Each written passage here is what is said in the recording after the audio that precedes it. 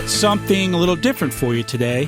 My guest is not someone that you might expect to hear interviewed here on VoteProPot-Cast.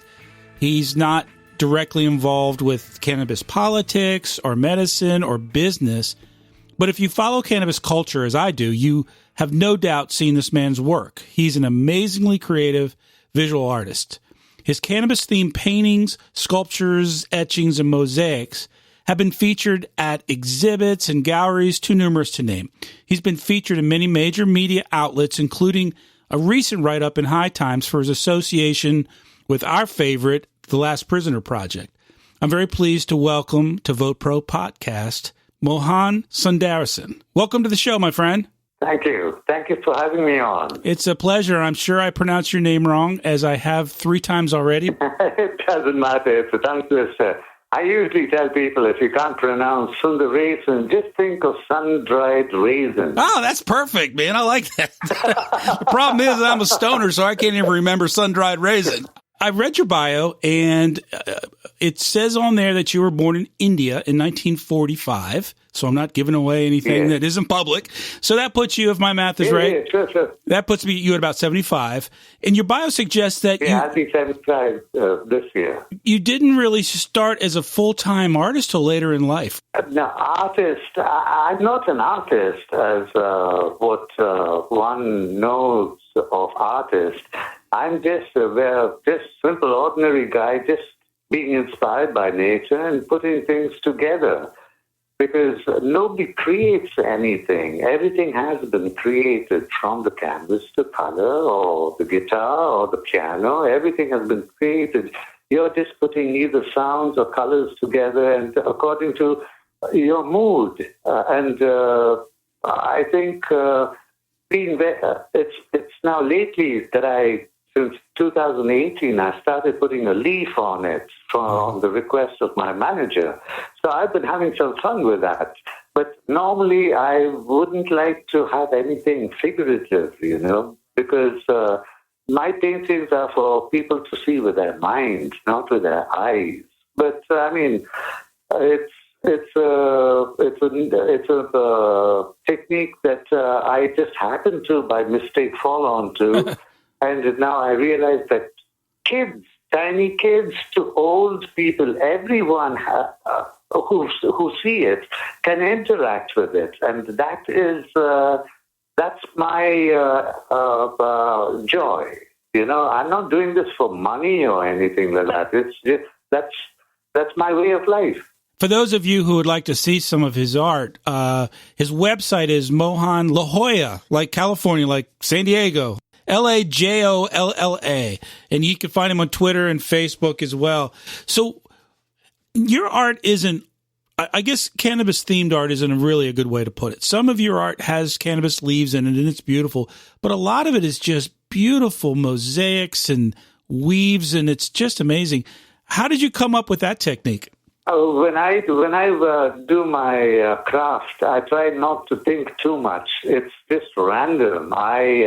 I make 2 canvases. I color 2 canvases. Mm-hmm. No, not paintings. I color 2 canvases, and then I randomly cut them into stripes and weave them, glue them with super glue, and I weave them together. It's not pieces put on top of each other. And then I see how these 2 colors blend with each other. And usually I try to use one which is a bright, sunny one, and it depends on the mood which I'm in on that day and what inspirations I get from nature. It's or people's faces from their smile, because a smile makes every face beautiful. It doesn't matter what features they have.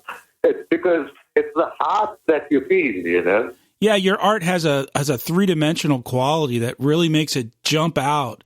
And you can stare at one of your pieces for a few minutes, and it really takes you somewhere else. That's an amazing gift. That's the whole purpose. It's just to initiate. I have a feeling that there's very little imagination, because as you say, artists, do you go to school to learn art? You can't learn how to imagine. Right. That's exactly right. You can't learn how to imagine it's just like a singer. If a singer sings, he doesn't have a very trained operatic voice or anything like that. He may sound like a tin can, but if he sings from the heart, it touches everyone. Yeah, it's about expressing yourself. Yeah, it's yourself, yes. Thank you. Right? It's yourself that you're trying to express, putting yourself out there. Maybe it's, what do they say, confession? Right. Or I don't know what. But at least I'm able to release a lot of negative energies that are in me. And when I get into my work, I'm just drifted away. Well, what do you hope other people take away from your work? Because there's obviously a lot of inspiration and a lot of, thought and just kind of feeling that goes into your art. What do you hope people take away? To be very open, from the minute I get the canvas, the raw canvas shipped from I take a photograph of the box which it came in, the canvas, and the procedures, each and every procedure. Every day, what I've done, I take a short video and send it to my manager, and he posts it. And I want people to see that it's not, I'm not a rocket scientist, or I'm not a talented person. Everyone is talented. Oh, I don't know if I would say that. To find your own thing. Yeah. To find your own thing and do it, because there's beauty in uniqueness. Absolutely. Picasso said, the reason for life is to find your gift, and its purpose is to give it away. Boy, that sums it up, I think, really. And not in any direction, because this to come to this realizing of your gift, it comes from all directions, and it should go also back there. Now, what one tries to do is, if they are able to do something, they want to cash in on it, when money gets involved, you're carried away. It doesn't matter how much of a saint you are, or a crook. Yeah. Money changes the person, and that's why I try to stay out of all that. That's. I agree with you completely. I leave it to my manager. I say what you feel, what it is, but it's going all to donations in any case. So I'm not interested in doing it for the sake motivated from money. I'm happy that I can release this energy. To be very honest. What part does cannabis play in your art? Cannabis is there's no play it has. It's part of my lifestyle. It's just like I get up in the morning, I have coffee, I have a hit of cannabis, and it's not a recreational thing for me to get me into a certain frame of mind or in a mood or anything like that. No. I get that only straight from nature, because that's the purest form of inspiration for me. Because I take cannabis because I want to get into a certain frame of mind. Right. No, then I'm contemplating. My mind is with work then. I don't want to be present when I'm working. Well, would you say that cannabis inspires you in some way, though? The use of it? I mean, do you think your art would be as complete as it is, or you would feel as complete with your work? Cannabis for me, there are two ways of using cannabis. I mean, leaving the medicinal part of it out. But for recreation, I don't use it for recreation because my mind is so much filled of joy. I sometimes tell myself jokes. It sounds funny. But I don't need any extra thing to give me that beautiful feeling. But when I have cannabis, it helps me recreate my thinking. I see. It doesn't. I don't use it for recreation. It's both the same alphabets used, but it helps me recreate my thoughts. Mm-hmm. How long have you used cannabis? How long has it been part of your life? Oh, it's 20 years now. So not that long, really, in the scheme of our age. No, I used to drink heavily. After I came upon this weaving, and that happened by mistake, I was trying to paint as to how people should look at it. I tried going into galleries, and it was just every street was a dead end. And I used to drink heavily because of frustration and what the heck is going on, Yeah. And then one day I was so drunk, I said, enough of all this canvases. I had quite a few canvases. I cut two of my most favorite ones in strips. Wow. To throw it away in the garbage. And the next morning I came in and I looked at my table and I saw these two heaps of spaghetti-looking canvas cut up into strips. I said, no, let me try weaving it in together. And I wove them together. Wow. And when I turned upside down, I was just seeing the bare canvas side. But when I turned it over, I almost had a heart attack. Yeah. No kidding. That's amazing. And I immediately ran over to this friend of mine, Professor Mandel. He's one of the leading neuroscientists. And he's a professor at UCSD, an elderly gentleman. And I ran over and showed it to him. And he said, where did I get this from? I said, I happen to have done it. He said, that's the closest he's ever come to Einstein's theory of random order. That itself gave me so much energy to go more random with men. And I've been doing it now since 2015. Wow. And when I finished my very first piece and I got that shock, booze was out of my life from that moment on. That's great. And I feel so energized because then I used to drink and also smoke pot, and I was a mess, to be very honest. And that's why now with this way of expressing myself, I'm so free. I can show whatever ugly side of me is in there in one colored canvas, and I can try to feel the joy which I genuinely feel in the other canvas, and it comes out, and I weave it both together. Because we all have two sides to us, but we are ashamed to show the dark side. Well, I read in your bio that you were a medical cannabis patient for some chronic pain. Is that kind of how you got into? Yeah, I broke my wrist, and then I used to have it. But then I was in a total mess. I did not know whether it helped me, and because of my drinking and the cannabis, I was in a confused state. But that was because of my left wrist. I broke it, and through that I got cannabis because somebody recommended. And I tried it out, and I felt very comfortable after that. And I'm more relaxed. I'm not so anxious.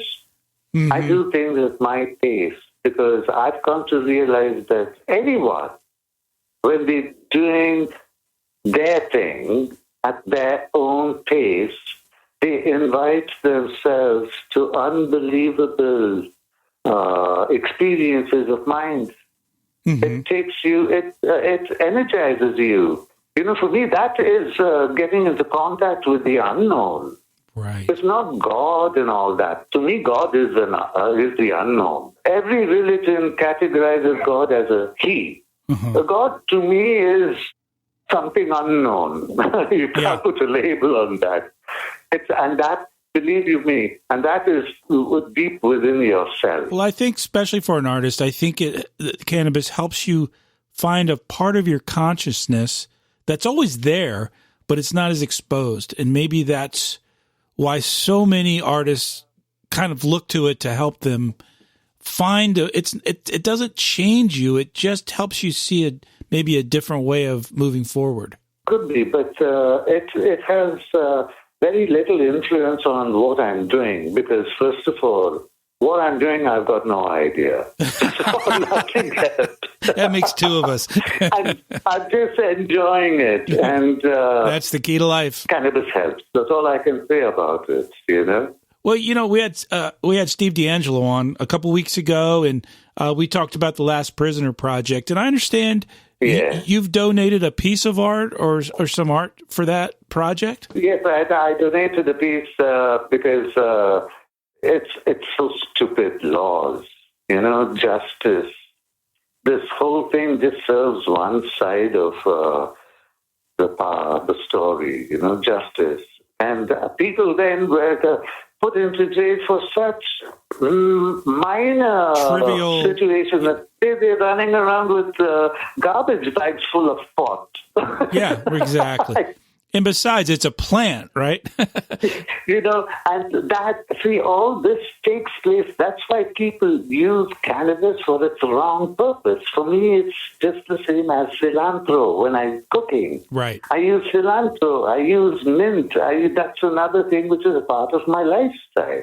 It's nothing special to me. It means a lot to me, and it helps me out. Tell me about your, I don't know how to say it, your career. I mean, it seems as though you've sort of taken off. People are noticing your art. I've seen you, multiple exhibits and galleries.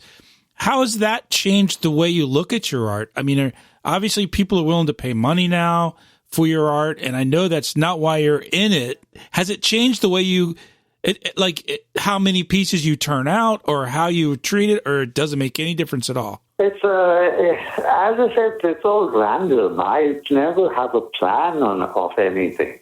I took a walk the other day and I saw these leaves on the road, on the sidewalk. When I was taking my dog for a walk, I picked just one up because the whole bunch of them looked so beautiful, Yeah. And I took one out.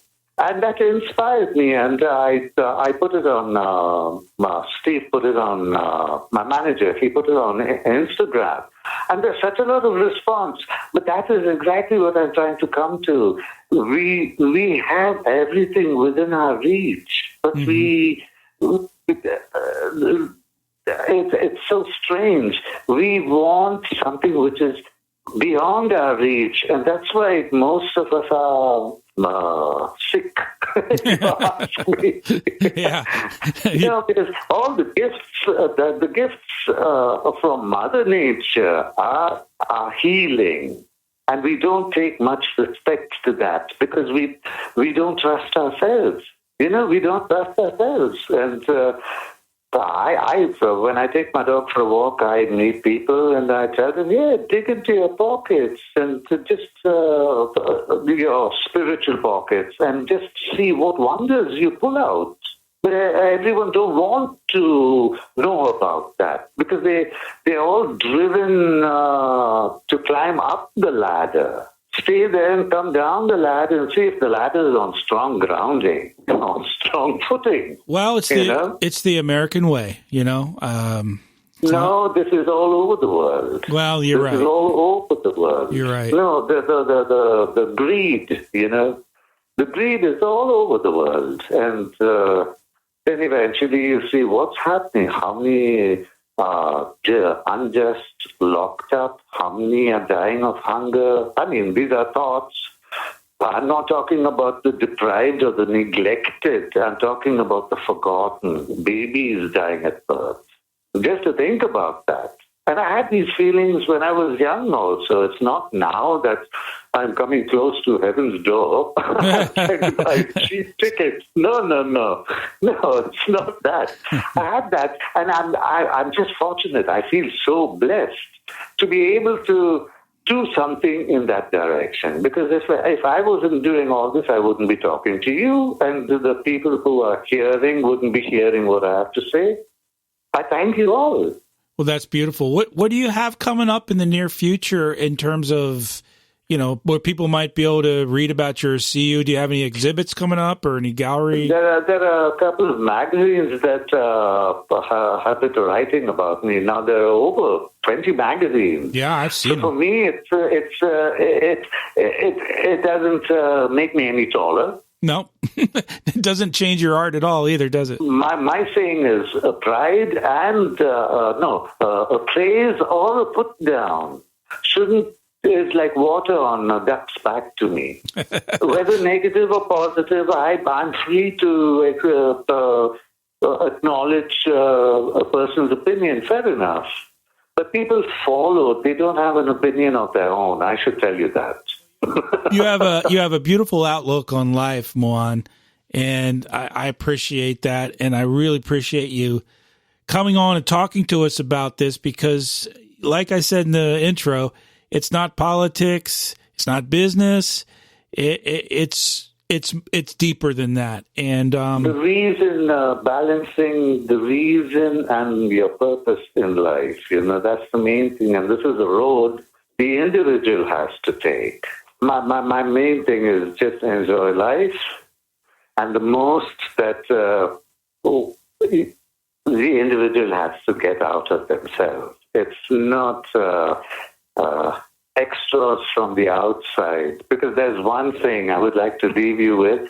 We are all born stars covered in skin, but the light we seek twinkles only from within. Wow. I think that's a beautiful place to leave it. Thank you, Mohan, very much. Go check out MohanJolla and check out Twitter and Facebook at Mohan La Jolla. Check out his artwork, and please go to lastprisonerproject.org, read about it, and make a donation if you can. Mohan, it's been a great pleasure speaking with you today. I want to thank you for taking the time to chat with me. I wish you all the best. My pleasure. In your future artistic endeavors. And thank you. Thank you so much for being here. You have a very pleasant evening, and thank you for having me on. Thank you for joining us for Vote Pro Podcast. If you enjoy the show, we'd love to hear from you. Send us your thoughts at VoteProPot.com/contact or send us an email at podcast@VoteProPot.com, and please give us a 5-star rating on Apple Podcasts. If you'd like to be part of the show, call our message line at 240-257-2441. Tell your friends about us and be sure to like, follow and share us on social media. Just go to Facebook, Instagram, LinkedIn and Twitter and do a search for Vote Pro Pot. Lock me up, find me good, label me a menace to your quiet neighborhood. I don't grow no plants, the state says I can't. That's not freedom, freedom, freedom. That's the point. Smoke a bowl, I'd roll a joint, do what I want. If I hurt nobody, that's the point. And if I want to get high, why shouldn't I? That's not freedom, freedom, freedom. That's the point.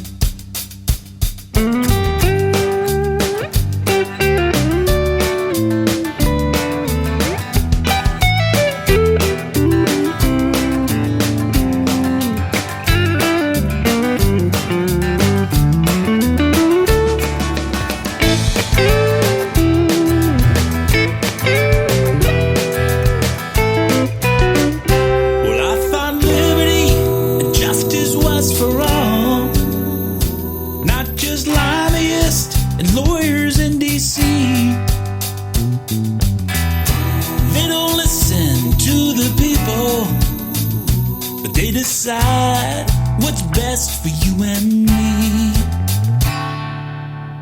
Smoke a bowl or roll a joint.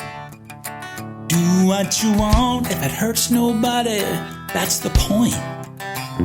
So let's get high, yeah, you and I. It's called freedom, freedom, freedom.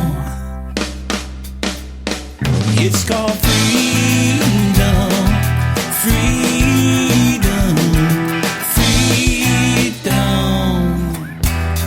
Oh yeah, that's the point.